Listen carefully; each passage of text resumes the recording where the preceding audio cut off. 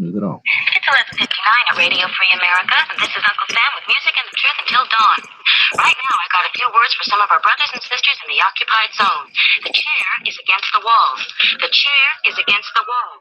John has a long mustache. John has a long mustache. It's 12 o'clock, Americans, another day closer to victory. And for all of you out there on or behind the lines, this is your song. And welcome everybody to our Daily Gun Show. We come to you live every night at midnight Eastern. That's 9 p.m. Pacific for about an hour each night. We have a conversation about guns. Thanks for joining us. We got hosts. Angelina's joining us from California. Thanks for jumping in. Hello. The only host who jumped in again tonight. Appreciate that. I'm out here in Tulsa, Oklahoma. And for everybody that's here in Tulsa, quit calling the hotel. You want to get us all kicked out? I mean, it might sound funny, but quit it. All right. So, moving on from there, everybody's in Tulsa for the Wanamaker show, and we've had 30 people in the from gun channels at the hotel earlier, and it's awesome. So cool to see the internet picked up off of the gun channels picked up off the internet and put down in real life. It's really cool. I have no idea the kind of chaos that was happening with the various live chats. I know for a while 7 people were live concurrently. It's cool. We're testing the internet. We're using those pipes and playing around. Hopefully the audience is enjoying it. We'll grow and learn. You know, we've been growing as a group for years, and it'll continue to develop, and it's just in an awesome direction right now. So it's been cool to hang out with everybody. And again, hopefully it's been interesting. So give us some feedback on how all the content's been going. And I don't know if this is the best platform for it, but feel free to start leaving stuff on the front page. Let channels know specifically, you know, your volume or something. Give them some tips or tricks if it can help them get better content out there. You know, we're going to have a lot of cameras there, but each one of us only has one attempt at taking a video or taking a picture. So if you can give somebody some advice or something, you know, everybody's pretty much open to it.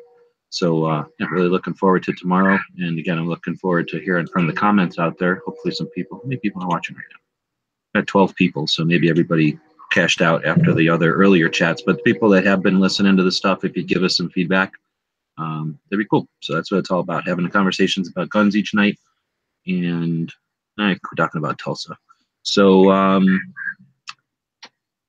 where are we at? Where did we usually kind of started out the show back in the day with anything interesting happened today? So how's it been in California? You guys had an earthquake yesterday or the day before? Yesterday, yeah, we had an earthquake. So you were telling me about it last night, and then Knives said that he was live while it happened, and he felt it all the way down in his area, his neck of the woods. So that happened way up by Rockford Files, which is way closer to you, but he felt it down there. So you had a mountain in the way, but he had an ocean in the way. So it's crazy. Yeah, it was a rolling one, not like a jerking one. But yeah, I was sitting there working. And I felt, you know, something. I was waiting like, okay, is it going to get worse? Because there's always like, you know, they start out like, all right, not so bad. And then all of a sudden it's like, everything's going to shit. So yeah. Earthquake. So I'm curious, are earthquakes legal there? And if they're not, who's responsible for this? It's actually illegal to discriminate against earthquakes, so they're protected here. And endangered. Like, you know how it's like a sanctuary state or city or whatever? That's why you have so many earthquakes, because you allow them. Everybody else has banned them. All right, so that's enough tempting fate with earthquake talk. I've learned that from being a California resident now. So we'll move along. Troy is saying the whole audience is basically in Tulsa. Yeah, I guess that could be true, because now we only have 10 people, so we're losing audience. But we're not here to get rich and famous. We're just here to get rich. So let's keep moving. I see Pink out there, and I asked Edge earlier if he's still live, if he wants to jump in. But where are we at? What is today? Friday? Normally on Friday we talk about the gun industry and the gun business. You work with a lot of holster manufacturers and stuff. I do. And you've done it for years now. I don't know, maybe this is a personal question, but can you tell from your angle if there's more orders, less orders than normal, or is it a good economy, or For holsters specifically? oh, I don't know, just the stuff that you deal with. I mean, I don't want to get into details, all the stuff you told me that you've worked with. Some of it's, private stuff, but most of it's in the gun industry. So I'm curious, just from your thumb on the pulse, or finger on the pulse, you want to use a thumb for your pulse, with your finger on the pulse, if what do you think the industry's doing, since we're talking industry? I would say swag is kind of well, like patches and stuff are kind of more popular, but I think it's doing okay. I mean, it's well, I mean, there's two markets.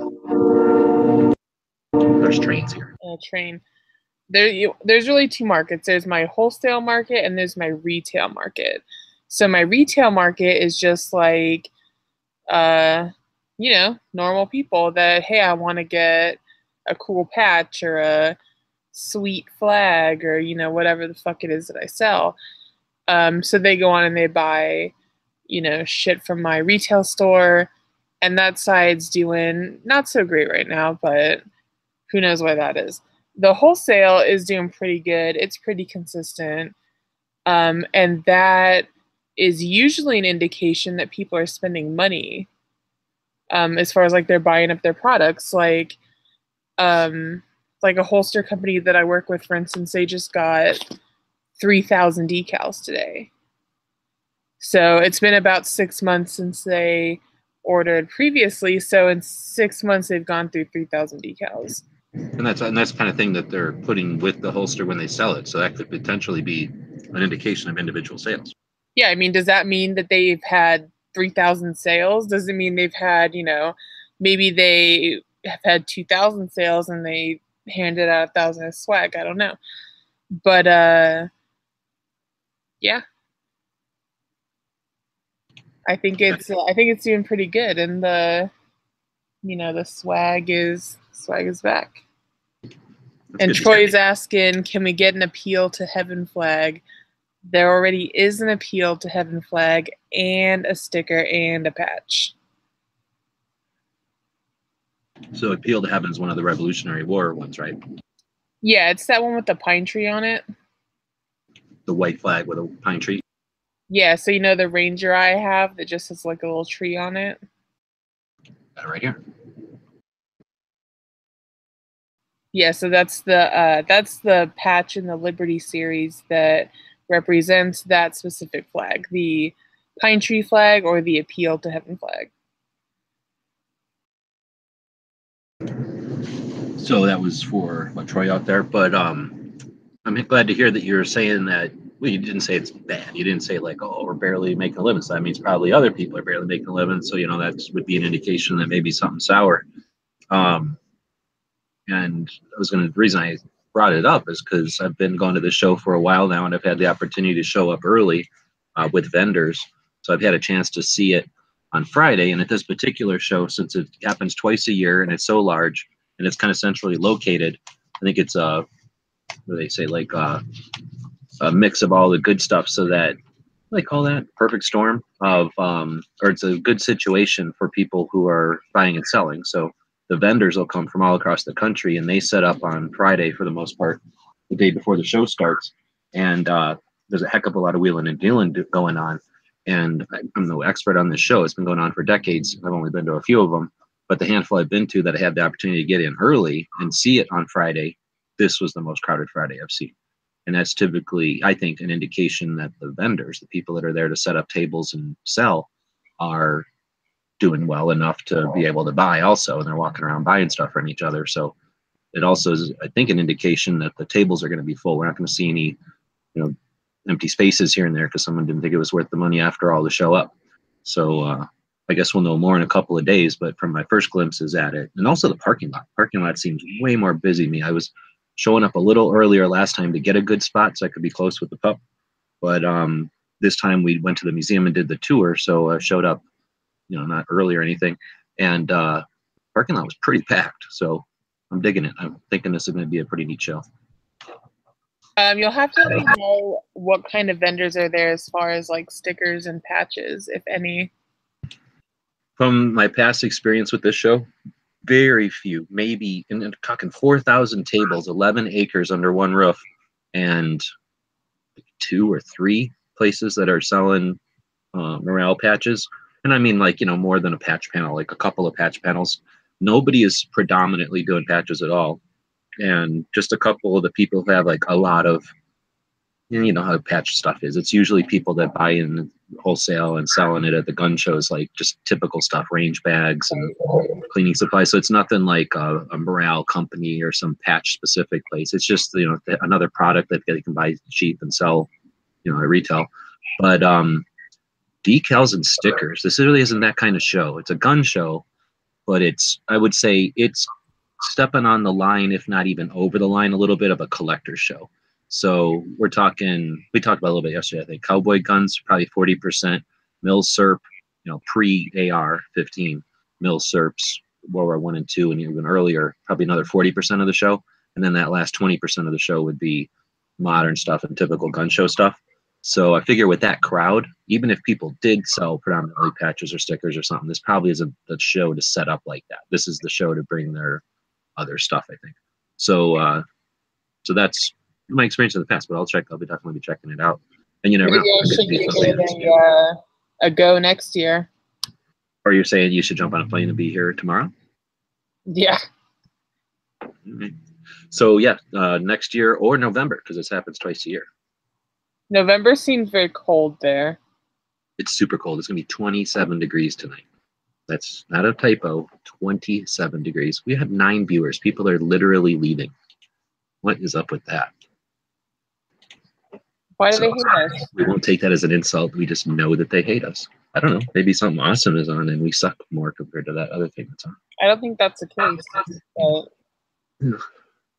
So maybe it's because of Edge. Damn it. Edge is corking us. Damn it.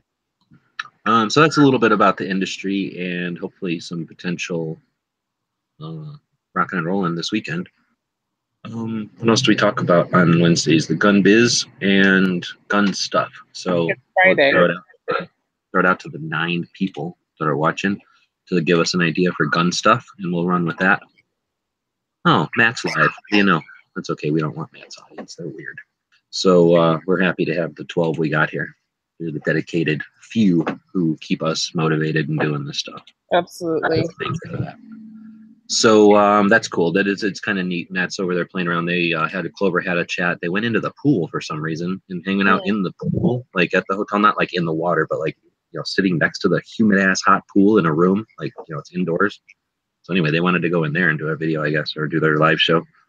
We were out BSing still in the lobby, so somebody had it on, but we weren't listening so much as Matt would leave the lobby and then he would be in the live chat with them guys, and then Night Strike would be in there, and the next thing you know, he's in the lobby, and then so they're having a lot of fun playing around, and hopefully not getting themselves and everybody else kicked out of that hotel tonight. So I guess the people that are listening to this probably ain't the ones who think it's hilarious to get everybody kicked out of the hotel.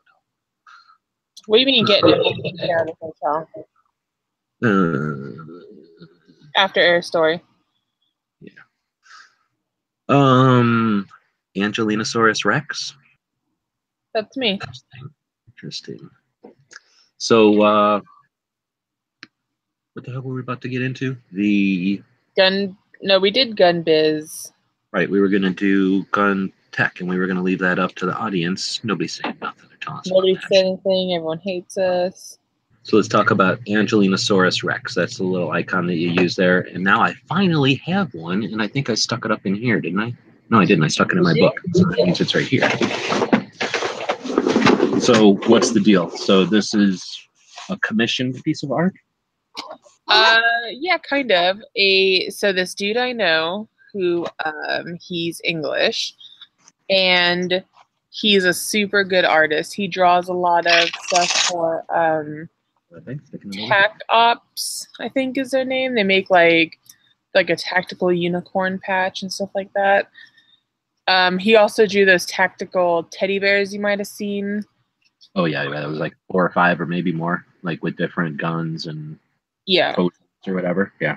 Yeah, so High Wes drew those, and then so I like dinosaurs, so he drew me a little. I could have had either an owl or a T-Rex, and I fucking hate birds, so I got a T-Rex. So you're like, I hate birds so much, I'm gonna name my company after them. Yeah, fucking birds.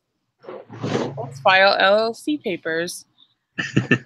Well, yeah, that's pretty much how that went. So yeah, so now I got this T-Rex, and I got these T-Rex patches, and they're fucking awesome, right? They are. Yeah, they're cool. And with the green Velcro on the back. It's almost like a little miniature Star Wars figure or something, because there's all that detail, and it's like kind of puffy. So when I do PVC, I have not yet conquered the bumpy three-dimensional detail. Is that something that you had to work into the art when you had it made as a PVC, or is that some magic that people you work with do? That's magic for the people who set up the mold. Okay, that's cool. I like say it's neat to see the rounded edges and shit, where mine would be, squared off. It'd look a lot more cartoony, I think. Less real. But that's how my the patches that we make now, they're like rounded-ish, roundy. Like 3D puffy, I guess. I don't know how to describe it. That's what I'd say. Because, like I say, mine are more like layers of color, where this is like sculpted. The dog and van one isn't. That's like puffy. Oh, it is? No, it's not. Yeah, it is. I don't even have one in here. Oh, there's one. Yeah, all right, it's a little bit. But not as much as like having a tail or an arm or something that you can, you know what I mean? Yeah. Well, that's and then you do have them for sale, but you don't make them a discounted price because there's a few left. There's a few left, but because gun channels, you can get 20% off of one with like code $2. Well, that's $5. It's $5. If you had that much money off, you could drive from Tulsa to the J.M. Davis Firearms Museum and not have to pay the toll because you'd save that much. You'd save that $5. Yep.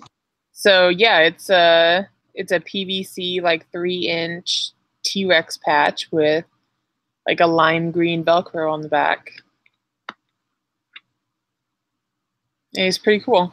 He also has a patch on a PVC patch. You can't really. It's just like a green circle, but it's really another patch that we have that has a T-Rex on it, and it says "Licensed to carry small arms."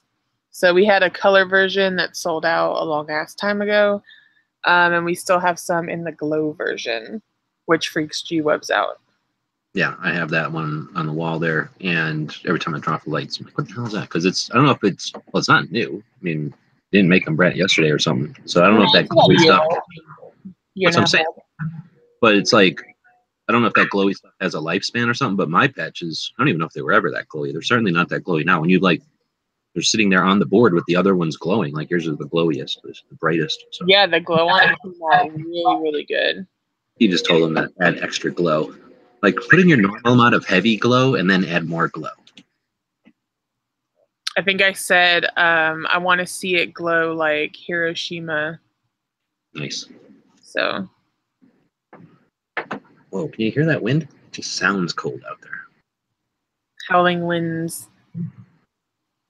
All right. Oh, Weston's saying that Oklahoma has crazy weather, but this is about out of the norm. I hope it doesn't have a tornado and kill me. It would suck. I want to die in a tornado. Yeah, that would suck. It seems like most states east of near the Rockies have odd. Same in Kansas. Okay.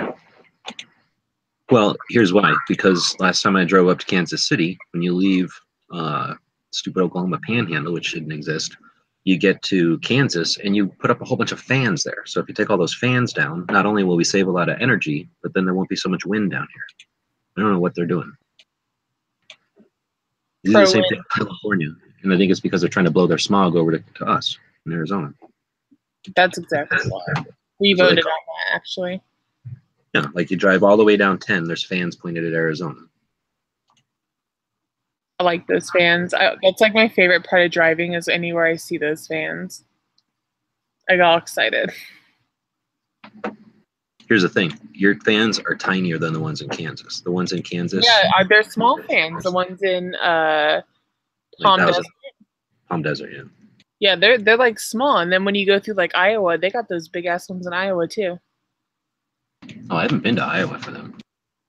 Last time I drove through Iowa, there was no such thing as wind power. Oh, Joel drove to Iowa. Stop at a Come and Go, see a fan. Oh, you know where I went today to get gas? Come and Go? Went to a Come and Go. Felt like a girl. Oh, nice. Did you tell him I said hi? No, I should have. You should I have. should have been like, hey, do I get a discount or something? Maybe. Or they'll escort you out promptly because I always go in a Come and Go and I'm like, oh my God, this is awesome. Like, oh, you're a friend of hers? Please leave. Well, I always buy a bunch of Come and Go lighters and like koozies and shit to give to people because they're always like, there's nothing called that. It's like, yes, the fuck there is.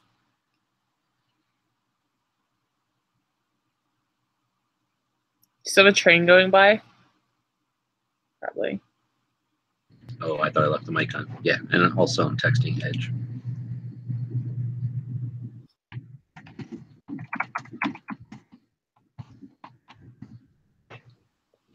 Edge isn't up here. I figured I'd jump into our show, but he's still doing his show, so there you go.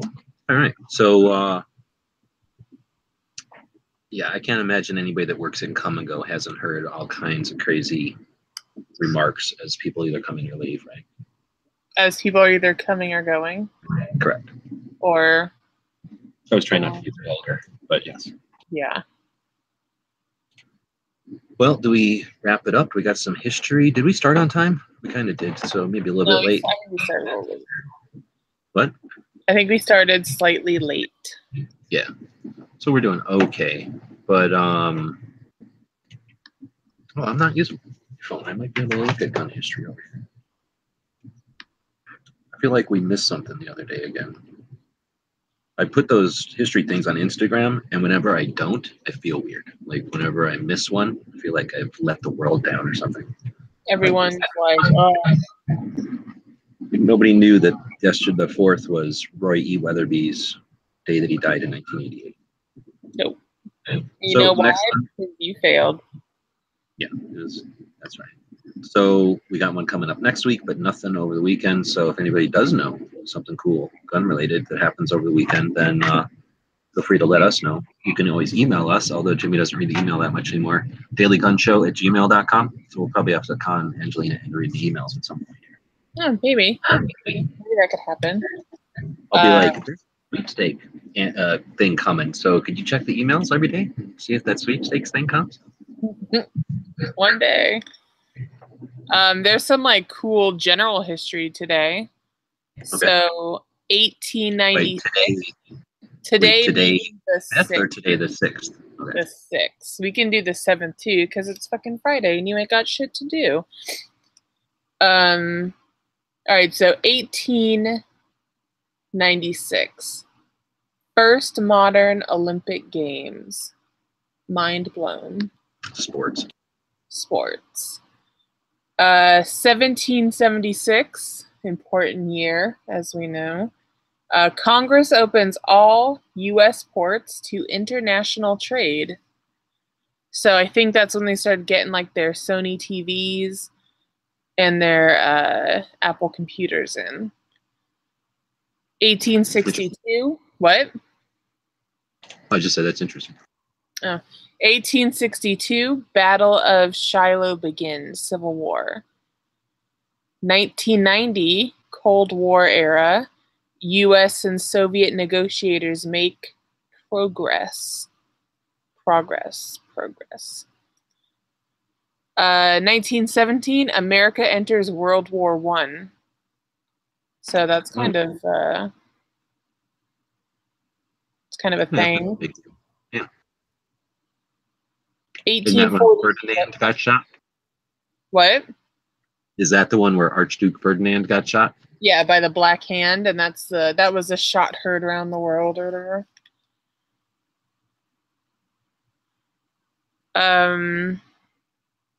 Where was I? 1841. Tyler is inaugurated as the 10th president.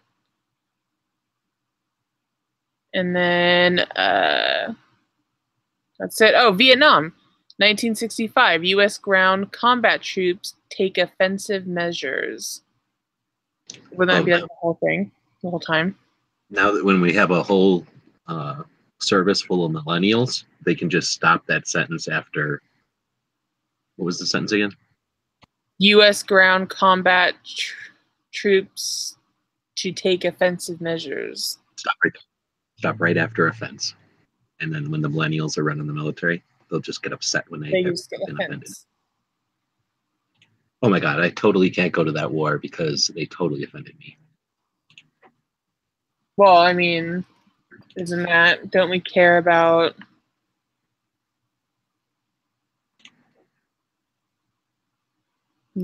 everyone's feelings? Oh yeah. That'll be the new branch. Department of Feelings. Anyways, I don't know how we got into that. So any other history thing? I think I stopped here. Nope, I think that's it. Oh, there's two different fact checkers telling you you're calling bullshit. Yeah, I realized. I said on the YouTube side, I realized. So all those people who are still in history class and trying to take notes, we're sorry. We're really sorry if you got a question wrong. We're sorry. I'm not that sorry. Okay. Yeah, I really wouldn't be either. If somebody's listening to this as their history notes, then... If you're listening to anything I say, I mean, you're already fucked up. So, just saying. Any more history stuff? What was it called, though? The whole... So the Black Hand shot Ferdinand. The Archduke Ferdinand. What the fuck did they call that? There's like a phrase for it. I don't know. It's going to bother me now, and I'm going to Google it at like 3 a.m. Well, back then they used hashtag beginning of World War I. Yeah, well, I think it was like hashtag shooty shooty fight club. Hashtag can't even deal with being assassinated. Hashtag assassinated. You know what's also interesting about Archduke Ferdinand's assassination, the start of World War I? What? There's episode 3 of season 4 or 6. Anyway, there's a show on a late episode, or in the later seasons of MacGyver. There's an episode called The Gun. And it's one of the best episodes of MacGyver ever. Not as good as the one where he shoots an AK, but this one, he's already anti-gun by this time. In this one, he goes into an AK-47 factory and does all kinds of cool stuff. And the AK-47 factory is supposed to be like in California. And later on in the show, somebody dies from having an entire cargo container of AK-47s fall on them. Gets spilled out of one end of the cargo container and then drop like a whole bunch of loose AK-47s on top of them. So I can imagine when you saw that, you're probably like so bonered out. It was a pretty good episode. But the gist of the episode is how much guns are horrible. And there's this crack addict who's stealing guns from his dad to buy the crack. And, because that's what happens with gun owners. And then the gun that he steals was supposedly like this gun that started a big commotion when Archduke was assassinated. So it's this like horrible alluding to Archduke Ferdinand and all that in this horrible anti-gun version or episode of MacGyver. So MacGyver is really like teaching some history. No. Let's see. I watched that episode on Netflix, was on one of the AK-47 Guru podcasts. Yeah, I probably had done more research for that show. I don't really do research for this show. Remember that. So we did our history obligation. We did our 2-topic obligation. what are we also obligated to? Oh, we got to pick a member of the day, right? Again, you know who I'm going to pick? Everybody on Gun Channels. It is freaking awesome. We built this thing 4 years ago as a way to say F you to YouTube's push towards Google Plus, which is the most horrible platform ever created. And, you know, we did it as a way to continue a conversation that we were having in the text chats over on YouTube. And it was very loosely, there was very, you know, few goals other than to create a place that was cool. And over the years, that's adapted and changed. And the crew, or whatever you want to call it, the gang of people that hang out there, has come and gone. And some of the people are still there. And I think they would, I'm speaking for them, but I think they would also say thanks to the people who are in this new wave of people using the Gun Channels as a way to communicate and have conversations. And it's awesome. So like I've said before, it's so cool to be part of something that is internet based, that we can pick up off the internet and drop it down in real life like this, only to stir it all up and throw it back up on the internet. So really looking forward to the way everybody can explore the show. We got 4 girls with cameras here. We got 16 other. That sounds kind of weird. What? That sounds weird. I hope not, because it's different than having a bunch of dudes walking around with cameras who are only going to look at boring dude stuff. And there's, you know, at least 50% of the world is chicks, and quite a few of the gun owners happen to be chicks. So I just think that it's cool that we've got such a diversity of points of view hidden into this show, and people at different levels of their various projects or their channels or whatever it is they're trying to do, and the faith that we got from the show promoters. So yeah, it's just a awesome experience. So all I did is build a website a while back. Everybody who's part of Gun Channels is what makes it what it is. So you're our members of the day. Thank you. And if you're watching on YouTube, don't take credit for nothing. You didn't do shit. Get over to Gun Channels. You ain't a member of the day. Yeah, you ain't part of that group. All right. So from the website to Marco with 340,000 followers on Gun Channels. Yeah, it's Gun Channels _. Marco certainly knows the Instagrams, and he certainly has a finger on the pulse of people out there. But I don't really think too many people come over from Instagram to Gun Channels. At least not from reposts that he does. All right. Nothing going on the Gun Channel side after we just got this on how awesome they are. They all just like, yeah, fuck this. They all just ran away. No one heard it. There's no one even. No, let's go watch it. So Slim's saying gun of the day. So Gun of the day. We were over at the J.M. Davis Firearms Museum. I don't know anymore what visit that is of mine, because it's a lot. And this time, thanks to Clover. Again, oh, can you do that? Do that little engraved gun as gun of the day. So we went to the museum and we had a tour. So that was at 1 p.m. But earlier in the day, I was walking down the aisle minding my business, and some girl was like, take pictures of engraved guns. So I seen an engraved gun, so I took a picture of it. But I didn't really like it, because not the gun, but the picture, because their lighting is the worst part of that museum. Like that museum needs a lot more money so that they can put nice glass up, like museum glass that doesn't reflect, and then way better LED lighting, because right now it's neons. So anyway, that picture isn't all that great because the lighting is kind of odd, and I had to tweak it in editing to make it kind of stand out the engraving a little bit. But that was the only one I really saw that caught my attention, but mainly because we were, being led on a tour, and it was more like questions and answers than look at this specific gun or this specific gun. And we didn't go down an aisle with a lot of engraved ones. I wouldn't be surprised, though, if I'm just not thinking of it and there isn't a whole section of fancy ones. But we had 18 people there. Pretty much all of them had cameras, and there's a potential that some of them will come up with some engraved stuff here in the next, bit as they're posting their stuff. But yeah, that was the Smith & Wesson something or another, mid-size 357, I think. Actually, I left a picture with its little plaque there, so it probably said what it was. But I think just I just said look nice. Yeah, and I think it is. I guess it's a pretty decent sample. Like I say, it's not like I took a best of 6 options or anything. It was just the one that I happened to be like, oh, there's a picture, or there's an engraved one.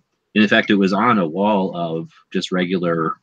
That wasn't even a Smith & Wesson wall. It was just sort of a wall of small-ish firearms or revolvers. So I don't remember what the whole theme of that little segment or that portion of the Well, museum. that one, so I'm looking at the card right now, and it says donated by Tulsa Police. So did they get that engraving done, or did they like take the gun from someone, or what?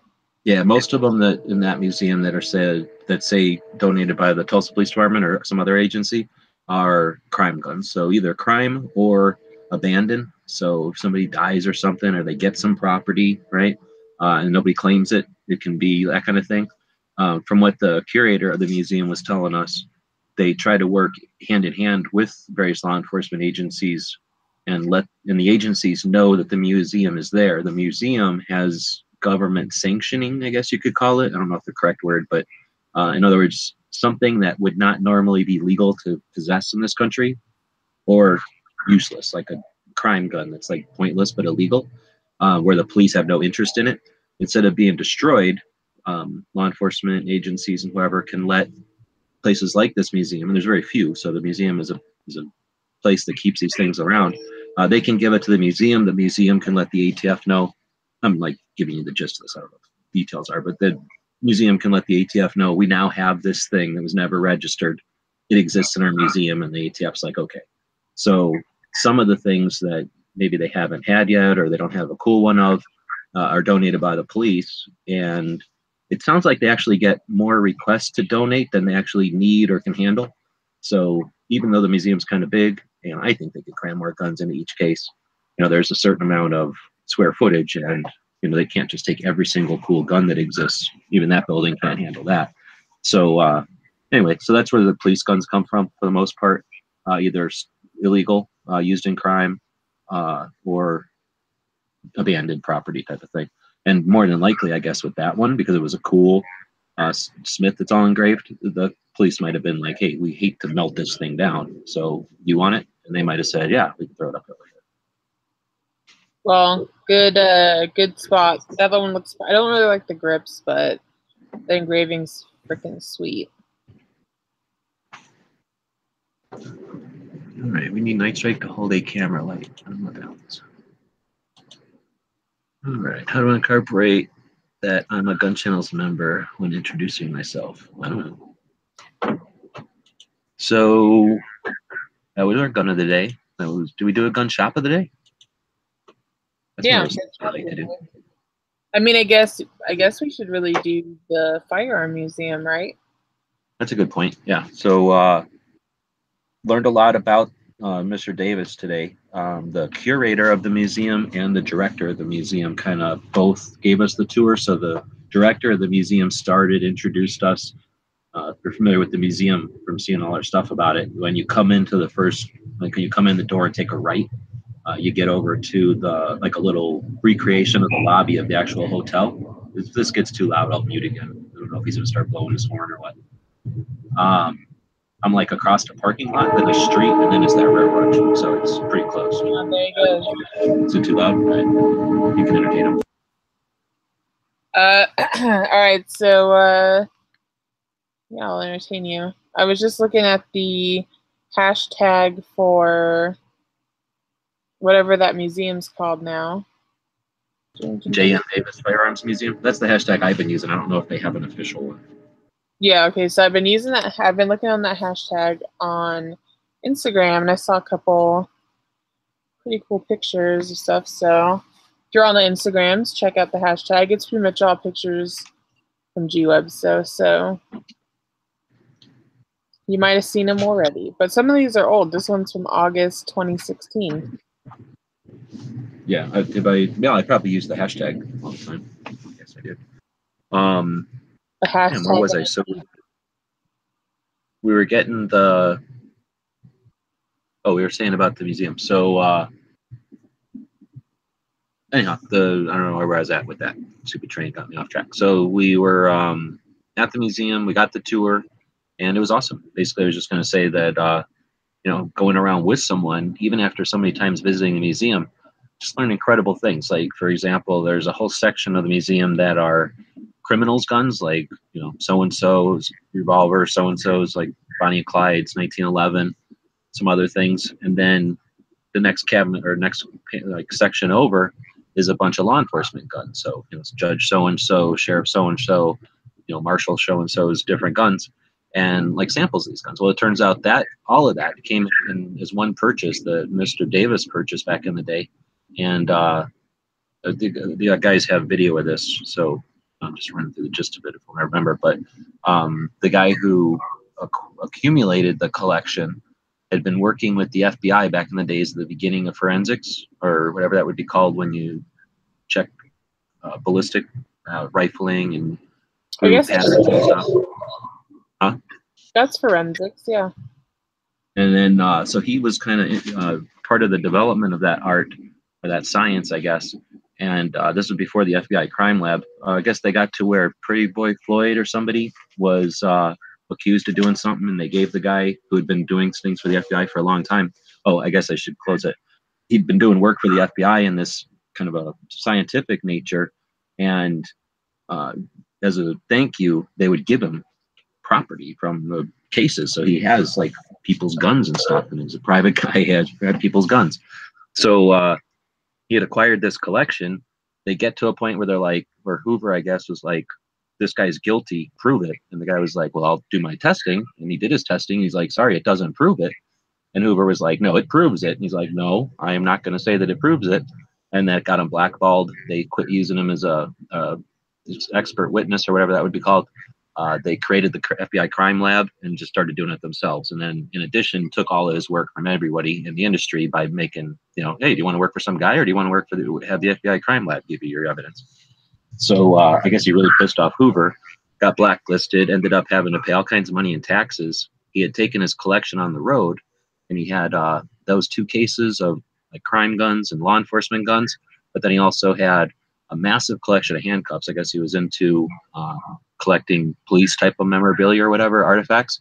And then he also had a bunch of creepy nooses and the hoods that they put over people when they were died, or get killed. So like literally the nooses that were used for various bad people.